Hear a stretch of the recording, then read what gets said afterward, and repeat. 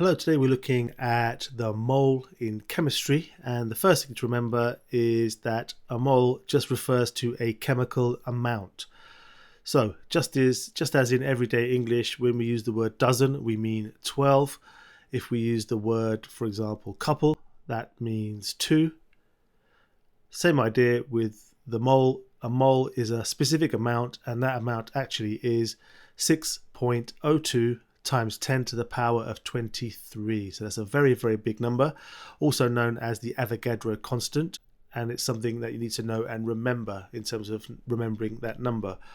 Now, another thing to remember is that 1 mole of a substance contains the same number of particles as 1 mole of another substance. So here I've just got an example of 3 different substances. I've got some oxygen molecules there, I've got some carbon atoms, and these are carbon dioxide atoms. Now, when we're talking about the word particle and moles, we are often referring to either molecules, or we could be referring to atoms, or we could be referring to ions. In fact, we could also be referring to electrons, formulae and equations as well.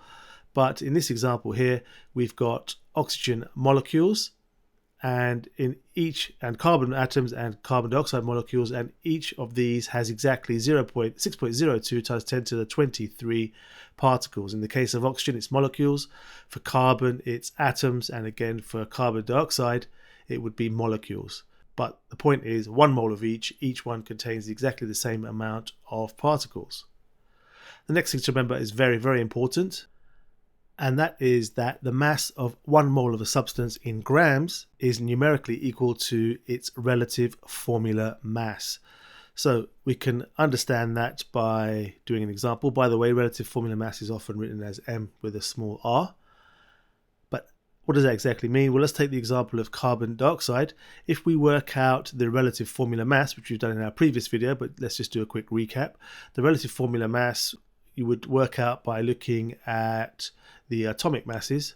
So carbon has an atomic mass of 12, oxygen has an atomic mass of 16, so therefore carbon dioxide has 1 carbon and 2 oxygens.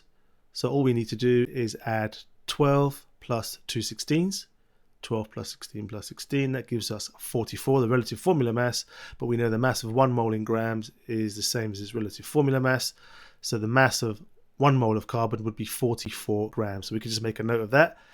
1 mole of carbon dioxide, in our example here, has a mass in grams of 44. So in other words, it's 44 grams.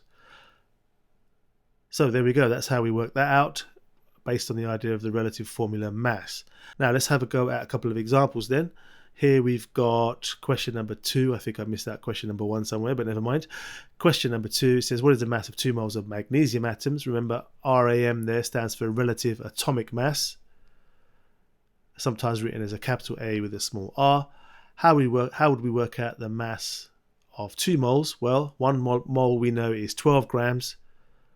So if we have 2 moles, that would be 24 grams. And I got the 12 from the relative atomic mass of magnesium, either given in the question or on the periodic table. Next one is the mass of 1.5 moles of nitrogen. We know that 1 mole has a mass of 14 grams because the relative atomic mass for nitrogen is 14. So therefore 1.5 moles would be 1.5 times 14, which is 21 grams.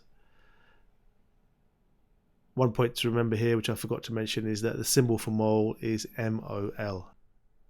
So now we can have a go at a couple of more questions. This time we're working out number of moles in a particular mass. So we've got 96 grams of sulfur. The relative atomic mass for sulfur is 32.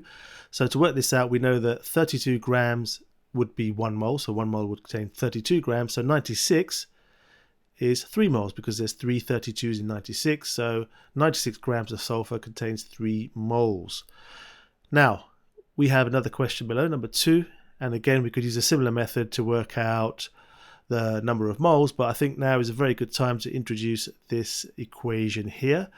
And it goes like this. Moles is the mass divided by relative atomic mass, or we could say that moles are equal to the mass divided by the relative formula mass, depending on what kind of substance you have.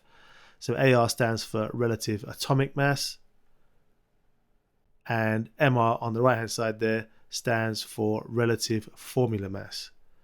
So if you have atoms or if we have molecules, we could use the right one depending on which type of substance we have. It's probably also worth using a formula triangle. If you're not confident in rearranging equations, you could use a formula triangle. So that would look a bit like this. Mass on the top with moles and AR along the bottom, or it might be MR depending on what you're doing. But for our question number 2 then, we're working out number of moles. And to work out number of moles, it's mass divided by the relative atomic mass. So it would be 0.2, which is given in the question, divided by the relative atomic mass, which is 4. So 0.2 divided by 4 is 0.05, and we're looking at the number of moles, so we can give an answer of 0.05 moles using our equation. The final example is working out the mass of 1.2 moles of phosphorus, which is P4.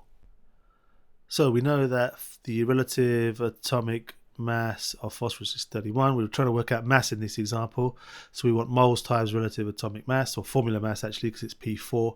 So it's 1.2 times, now P4 is 31 times 4. So that would be 124. So the formula mass for phosphorus is 124. So the equation tells us to use 1.2 times 124, which is 148.8. We're working out mass, so therefore we have grams. So there's our answer there. Okay, so a few examples of doing some mole calculations. We will be doing other equations and calculations using the mole formula. So that's quite important, worth making a note of it if you're not quite sure. However, that's it for the video today. Thank you for watching, and I'll see you in the next one.